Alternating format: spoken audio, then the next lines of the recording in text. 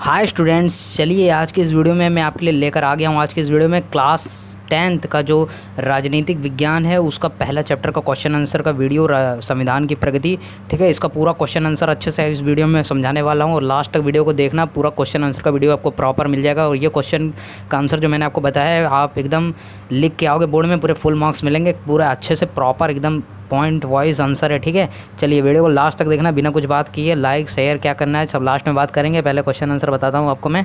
पहला क्या है, निम्न विकल्पों में से उचित विकल्प चुनकर कथन पूर्ण कीजिए। इसका पहला क्या है, महाराष्ट्र में स्थानीय शासन संस्थाओं में महिलाओं के लिए डैश स्थान आरक्षित रखे गए हैं। तो इसमें कितना आएगा, 50% आएगा, लास्ट ड वाला। ठीक है, चलिए देख लिया होगा ड वाला। ठीक है, चलिए सेकंड वाला क्या है, निम्न में से किस कानून ने महिलाओं को स्वतंत्रता का संरक्षण करने और स्वयं का विकास करने के लिए अनुकूल परिस्थिति निर्माण की है। इसमें कौन सा आएगा, ब वाला आएगा, दहेज प्रतिबंध कानून। ठीक है, सेकंड ब वाला। चलिए ये सब क्या है, ये सब बस आपको आंसर बताना है, समझाना है। इसमें तो क्या है, लोकतंत्र का मूल अधिकार। तीसरा क्या है, लोकतंत्र का मूल आधार अर्थात इसमें क्या आएगा, सत्ता का विकेंद्रीकरण आएगा। ठीक है, सत्ता का विकेंद्रीकरण ब वाला। ठीक है, चलिए सेकंड क्वेश्चन देखते हैं। सत्य और असत्य आपको बताना है। ठीक है, क्या बताना है आपको, सत्य और असत्य क्या है, यानी कि जो दिया गया है वह गलत है कि सही है। और अगर गलत है, ठीक है, सत्य या असत्य है तो क्यों है, और सत्य भी है तो क्यों है। ठीक है, आपको बताना है क्यों। ठीक है, चलिए पहला वाला क्या है, भारतीय लोकतंत्र को दुनिया का सबसे बड़ा लोकतंत्र माना जाता है। ठीक है, तो ये क्या है, ये कथन सत्य है। ठीक है, ये देखिए वीडियो की स्क्रीन पर आपको इसको प्रॉपर आंसर दिख रहा होगा। और जो नीचे पॉइंट वाइज 3 स्टेप दिए गए हैं ये भी आपको लिखना है पूरा, क्यों, क्योंकि आपको बताना है, तभी 2 मार्क्स मिलेंगे। अगर आप ऐसा लिख के छोड़ देते हैं यह कथन सत्य है बस, तो आपको 1 ही मार्क्स मिलेगा। ठीक है, पूरा आप उसको इसका मतलब भी बताएंगे क्यों है, तब आपको 2 मार्क्स मिलेंगे इसके। ठीक है, 2 मार्क्स के लिए क्वेश्चन आते हैं बोर्ड एग्जाम में हमारे। तो क्यों है, भारत का जो संविधान में क्या था, वयस्क मताधिकार का प्रावधान था। यह आप लिख लेना, मैं आपको बस ऐसे बता रहा हूँ। फिर क्या किया गया, 21 वर्ष कर दिया गया और 18 वर्ष कर दिया गया। 18 वर्ष करने से क्या हो गया, लोकतंत्र का जो वोट दिए जा रहे थे वो अधिक मात्रा में व्यापक हो गया, यानी बढ़ गया। ठीक है, इससे क्या हुआ, भारत दुनिया का सबसे बड़ा लोकतंत्र बन गया। ठीक है, चलिए और अब देखते हैं सेकंड वाला क्या है हमारा, सूचना के अधिकार के कारण शासन व्यवस्था में गोपनीयता बढ़ गई है। ठीक है, सूचना के अधिकार के कारण शासन व्यवस्था में गोपनीयता बढ़ गई है, तो इसका क्या आएगा, ये तो गलत आएगा। ठीक है, यह कथन क्या है, असत्य है। क्यों है, देखिए आंसर आपको दिख रहा है क्यों, क्योंकि सूचना के अधिकार कारण क्या होता है, सरकार और जनता जो है उनके बीच में संवाद बढ़ता है। ठीक है, पारदर्शिता और उत्तरदायित्व तो क्या है, यह 2 मेन स्टेज है। मैंने आपको वीडियो के जो समझाने वाला था, ठीक है, एक्सप्लेनेशन वाला, उसमें बताया है। इससे क्या होता है, सरकार और जनता के बीच वार्तालाप बढ़ता है और गोपनीयता कम होती है। ठीक है, उसमें ऐसा बताया गया है सूचना के अधिकार के कारण। लेकिन इसमें क्या बताया गया है, इसमें क्या पूछ रहा है, सूचना के अधिकार के कारण क्या है, शासन व्यवस्था में गोपनीयता बढ़ गई है। तो ये क्या है, ये असत्य है ना, बड़ी कहाँ है, घट गई है। ठीक है, तो ये असत्य है, क्यों है, ये आंसर आपको दिख रहा होगा, मैंने आपको समझा भी दिया। चलिए तीसरा वाला देखते हैं, ज़्यादा टाइम नहीं है, जल्दी जल्दी एकदम ख़त्म करना है चैप्टर। तीसरा वाला क्या है, संविधान का स्वरूप किसी जीवित दस्तावेज की तरह होता है। यह क्या आएगा,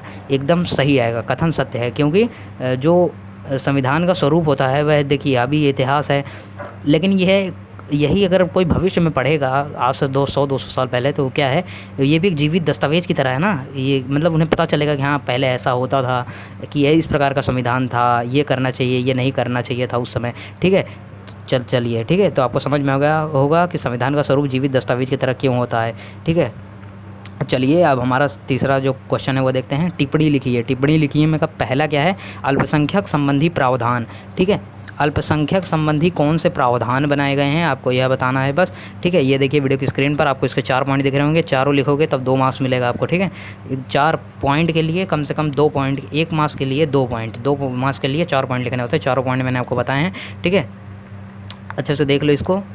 अल्पसंख्यक संबंधी प्रावधान क्यों बोल गए हैं, क्योंकि अल्पसंख्यक यानी जो कम संख्या में लोग हैं। देखिए विभिन्न प्रकार की जातियों और धर्म के लोग हमारे देश में रहते हैं, तो जो कम हैं, ठीक है, मान लीजिए अभी हिंदू, मुस्लिम, सिख, ईसाई, अभी मान लीजिए जो सबसे कम है, ठीक है, दलित, ठीक है, जो सबसे कम हैं उनको क्या, अल्पसंख्यक यानी जो कम है उनको सब विभिन्न प्रकार की सुरक्षाएं देना, और धर्म, वर्ण, जाति के आधार पर जो उनसे भेदभाव अगर कोई करता है, वैसे अभी तो नहीं होता है, बहुत पहले होता था, अब किसी से भेदभाव नहीं किया जा रहा है। ठीक है, आप कॉलेजों में भी जाओगे तो वहाँ पे भी किसी प्रकार का भेदभाव नहीं है। ठीक है, जो अल्पसंख्यक हैं या दलित लोग हैं उन्हें कम पैसे में भी एडमिशन हो जाता है। आज हमारा देश एकदम आगे बढ़ चुका है। ठीक है, आज कहीं पर भी कुछ नहीं हो रहा है। ठीक है, चलिए अब धर्म वंश जाति आधार पर किसी प्रकार की भेदभाव ना हो, इसके लिए क्या किया गया, विभिन्न प्रकार के प्रावधान बनाए गए, इसे क्या कहते हैं, अल्पसंख्यक संविधि प्रावधान कहता है। ठीक है, चलिए और उनकी धर्म जाति लिंग जो भी है उनका धर्म है, उनको बचाने के लिए संविधान में अनेक प्रावधान बनाए गए। यही है, 4-5 पॉइंट आपको लिख देना है, समझाने का कोई ज़रूरत ही नहीं है। ठीक है, सेकंड वाला क्या है, आरक्षित स्थान संबंधी नीति। आरक्षित स्थान यानी क्या, यानी देखिए ये देखिए वीडियो की स्क्रीन पर आपको आंसर दिख रहा होगा। आरक्षित स्थान यानी क्या, यानी देखिए अभी देखिए समाज के कुछ वर्ग, कुछ लोग ऐसे हैं जैसे आदिवासी, जो विभिन्न प्रकार के सामाजिक न्याय हैं उनसे क्या है वंचित रह गए हैं, रोजगार शिक्षा इन सबसे वंचित रहे हैं। ठीक है, तो उनके लिए कुछ प्रकार के जो आरक्षित स्थान है वह रखे जाते हैं। ठीक है, ताकि उन्हें भी शिक्षा मिल सके, रोज़गार मिल सके और वे भी आगे बढ़ सकें, अपने जीवन में कुछ कर सकें। ठीक है, तो उनके लिए क्या बनाया जाता है, आरक्षण की नीति बनाई जाती है। चलिए तीसरा वाला क्या है, लोकसभा में महिलाओं का प्रतिनिधित्व। ठीक है, लोकसभा में ये देखिए वीडियो की स्क्रीन पर आंसर।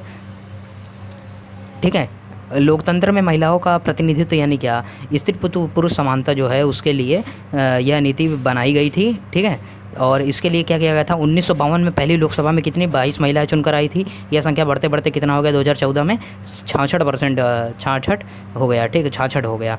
ठीक है, चलिए तीसरा पॉइंट क्या है, और संसद में पटल पर यह विधेयक प्रस्तुत किया गया है कि लोकसभा में कुल स्थानों में से 50% स्त्रियों के लिए आरक्षित रखे जाएँ। ठीक है, आरक्षित रखे जाए, ऐसा संसद के पटल पर यह विधेयक प्रस्तुत किया गया है। ठीक है, और चौथा पॉइंट क्या है, लोकसभा में महिलाओं का प्रतिनिधित्व बढ़ने पर महिलाओं पर होने वाले अन्याय दूर होगा और देश निर्णय प्रक्रिया में उनका सहभाग बढ़ेगा। ठीक है, कुल मिला के मेरा तो कहना है जितना पुरुष को अधिकार है उतना ही महिला को भी देना चाहिए, सबको बरोबर रखना चाहिए, लेकिन जैसा लिखा है वैसा देख लीजिए, जो कॉन्स्टिट्यूशन है वही मान के चलना है हमें। चौथा क्या है, निम्न संकल्पनाओं को स्पष्ट कीजिए।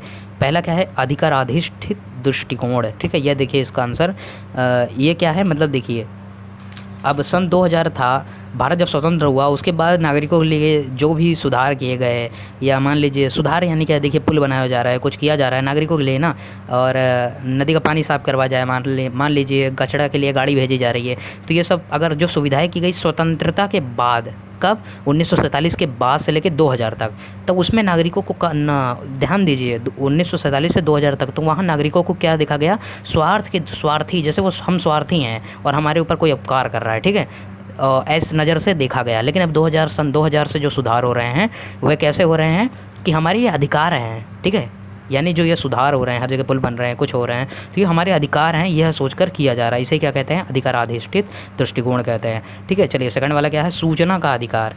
ठीक है, सूचना का अधिकार, वीडियो की स्क्रीन पर देखिए आंसर आपको दिख रहा होगा। सूचना के अधिकार कारण क्या होता है, सरकार की और ये जो राजनीति में गोपनीयता है यही कम हो जाती है। ठीक है, यह कब लाया गया था, 2005 में लाया गया था, नागरिकों की सूचना का अधिकार। ठीक है, ये याद रखना आप, मैं ज़्यादा इसको नहीं समझाऊंगा, बहुत ज़्यादा बड़ा वीडियो बन रहा है हमारा। चलिए पांचवा हमारा प्रश्न देखते हैं अब क्या है, निम्न प्रश्नों के उत्तर लिख लिए।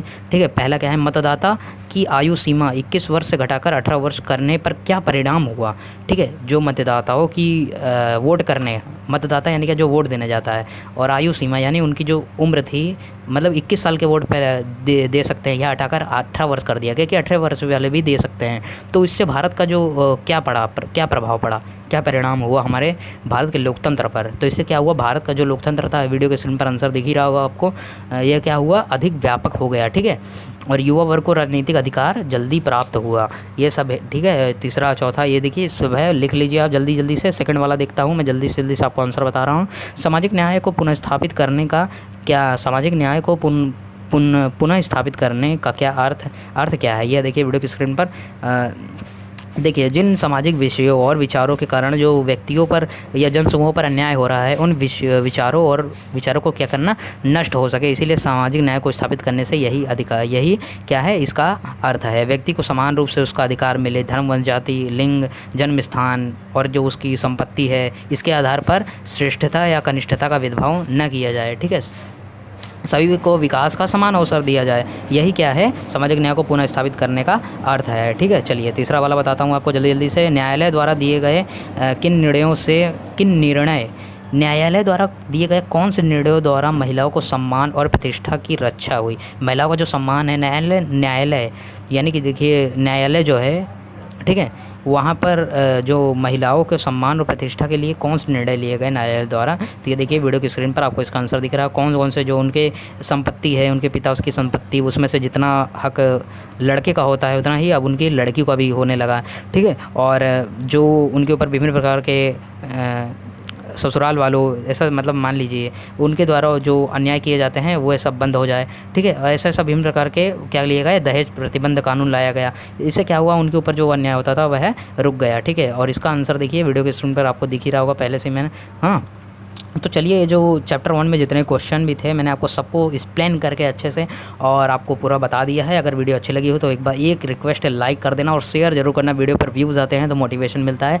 और आगे और भी चैप्टर अपलोड करूँगा मैं, टेंशन मत लेना। पूरा साइंस का और ये हिस्ट्री ज्योग्राफी तो कंप्लीट हो ही रहा है हमारे का पूरा क्वेश्चन आंसर। मैं बता देना चाहता हूँ कि जो इतिहास है उसका पूरा क्वेश्चन आंसर डाल दिया हूँ 7-8 पार्ट तक, जाके आप देख लेना चैनल पर विजिट करके, ठीक है। और वीडियो को डिस्क्रिप्शन में भी देखिए। और अगर आपने इसका एक्सप्लेनेशन वाला वीडियो नहीं देखा है तो वीडियो के डिस्क्रिप्शन में मैंने लिंक दिया है, ठीक है। वहाँ से जाइए, जाकर इसका एक्सप्लेनेशन वाला वीडियो देख लेना, पूरा चैप्टर अच्छे समझ में आ जाएगा। एक पार्ट मैंने बनाया है और पार्ट भी बनाऊंगा उसका मैं, ठीक है। जितना पार्ट भी आएगा आपको इसके वीडियो के डिस्क्रिप्शन में आपको अपडेट मिल जाएगा, ठीक है। तो चलिए, वीडियो अच्छी लगी हो तो एक बार लाइक कर देना और सब्सक्राइब याद से कर देना, ताकि नए आने वाली वीडियो की नोटिफिकेशन आपके मोबाइल पर सबसे पहले पहुंच सके और आप भी अच्छे से सब कुछ समझ सके और अच्छे मार्क्स गेन कर सकें, ठीक है। तो चलिए, मिलते हैं अगले वीडियो में, तब तक के लिए बाय बाय। और शेयर और लाइक और सब्सक्राइब करना मत भूलना, ठीक है। चलिए।